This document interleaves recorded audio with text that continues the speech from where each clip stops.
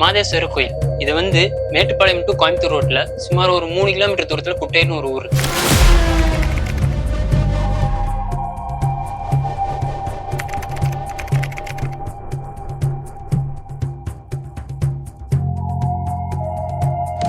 சின்ன ஒரு மலை இருக்கு. அந்த மலையோட உச்சியில தான் மாதேஸ்வரர் கோயில்னு இருக்கு.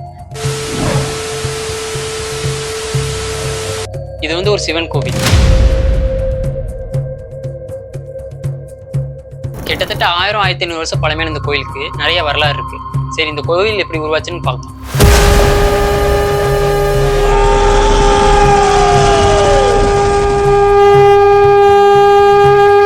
ஆதி காலத்துல இங்க இருந்த மக்கள் ஆடு மாடுகளை மேய்ச்சிட்டு இருந்திருக்காங்க. அப்படி ஆடு மாடுகளை மேய்க்கும் போது ஒரே ஒரு மாடு மட்டும் இந்த மலையோட உச்சிக்கு போயிருக்கு.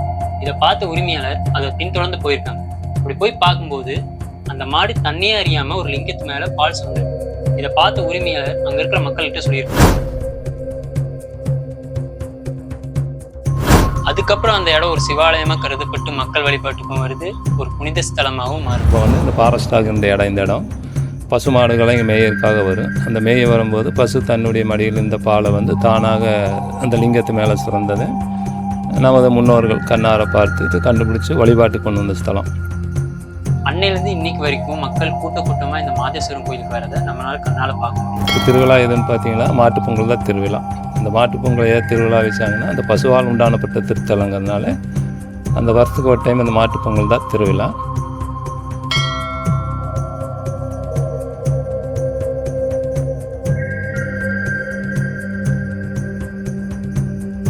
ஒரு மாட்டால் கண்டறியப்பட்ட இந்த இடத்துல மாட்டுப்பொங்கல் மிகப்பெரிய திருவிழாவாக கொண்டாடப்படும். இந்த கோயிலை சுற்றி நிறைய நந்தி சிலைகளை நம்மளால பார்க்க முடியும். சரி, அந்த நந்தி சிலைகளை யார் கொண்டு வந்து வச்சிருப்பாங்க, என்னைக்காச்சும் நீங்கள் யோசிச்சிருக்கீங்களா? இந்த நந்தி எல்லாம் வச்சிருக்கிறதுக்கு காரணம் என்னென்னு பார்த்தீங்கன்னா, அந்த பசுமாட்டுக்கு ஏதாவது உடம்பு சரியில்லைன்னா வேண்டிக்குவாங்க. பசுமாட்டு பால் கொண்டு வந்து சாமிக்கு அபிஷேகம் பண்ணி அந்த தீர்த்தம் கொண்டே மாட்டுக்கு போட்டிங்கன்னா அந்த 3 நாளில் அந்த பசுமாடு வந்து குணமாயிரும். ஏதோ பிரசவ டைமோ காய்ச்சலோ ஃபீவரோ வேறு எந்த நோய் நொடி இருந்தாலும் அது குணமாயிரும். இங்கே வரக்கூடிய பக்தர்கள் அவங்களோட கோரிக்கை நிறைவேறிச்சுன்னா அவங்க நந்தி சிலைகளை வாங்கிட்டு வந்து அபிஷேகம் பண்ணி அவங்களுக்கு பிடிச்ச மாதிரி இடத்துல வைப்பாங்க. அப்படி உருவானதா இத்தனை சிலைகள். அது மட்டும் இல்லைங்க, இந்த கோயில் ஒரு பகுதி கிணறு இருக்கு. அந்த கிணறு வத்தினதே இல்லைன்னு இங்கே சுற்றி இருக்கிற மக்கள் பேசிக்கிறாங்க. இந்த கோவை மாவட்டம் மேட்டுப்பாளையம் வட்டத்துக்கு உட்பட்ட இந்த 80 கிராமத்து மக்களும் அந்த திருவிழா அன்னைக்கு இங்கே வந்துட்டு போகக்கூடிய பழக்கம் உண்டு. அந்த திருவிழா அன்னைக்கு அந்த பசுமாடுடைய பாலை எல்லாருமே கறந்து கொண்டு வந்து சாமிக்கு அபிஷேகம் பண்ணிவிட்டு அந்த தீர்த்தம் வாங்கிட்டு போய் அந்த பட்டி தொட்டியெல்லாம் போட்டு தான் பொங்கல் வைப்பாங்க. அந்த மாதிரி ரொம்ப பிரசித்தி பெற்ற மாதேஸ்வரர்.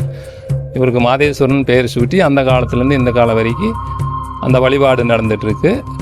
மற்ற மாதிரி திருவிழா காலத்துலேயும் மற்ற காலத்துலேயும் எப்போவுமே ஜனங்கள்லாம் வந்துட்டு இருந்து வழிபாடு பண்ணிட்டு போகக்கூடிய ஒரு பாரம்பரியம் உள்ள கோயில். இந்த கோயில் ரொம்ப பழமையான கோயிலுங்க. சுமார் ஒரு 1000 வருஷம் இருக்குங்கிறாங்க. அதிகமாகவும் இருக்கலாம், கம்மியாகவும் இருக்கலாம். மற்ற விசேஷங்கள்லாம் எப்போ சிவாலயத்திற்கு உண்டான விசேஷங்கள் எல்லாம் நடந்துகிட்ருக்கு. இது கோயில் வந்து இந்த அறநிலையத்துறைக்கு சேர்ந்தது. அவங்க எடுத்து ரொம்ப காலமாச்சு. ஊர் கட்டுப்பாட்டிலையும் இருக்குது. ஊர் கட்டுப்பாட்டில் இருக்கிறவங்க அந்த கோயிலினுடைய மற்ற விசேஷ காலத்துலலாம் வந்து முன்னாடி நின்று அந்த மகா கார்த்திகை தீபம் மற்ற எந்த விசேஷமாக இருந்தாலும் வந்து முன்னாடி நின்று அந்த திருவிழாவை நடத்திட்டு போவாங்க. இணைஞ்சிருங்க மேட்டுப்பாளையம் ஜங்ஷனோட. மறக்காமல் நம்ம சேனலை சப்ஸ்கிரைப் பண்ணிக்கோங்க. மேட்டுப்பாளையத்தை சுற்றி நடக்கக்கூடிய நிகழ்வுகளை நம்ம வந்து பேச போகிறோம். நம்ம மேட்டுப்பாளையம் சரௌண்டிங்கில் இருக்கிற எல்லாருக்குமே இந்த வீடியோவை ஷேர் பண்ணுங்கள், சப்ஸ்கிரைப் பண்ணிடுங்க சொல்லிட்டேன்.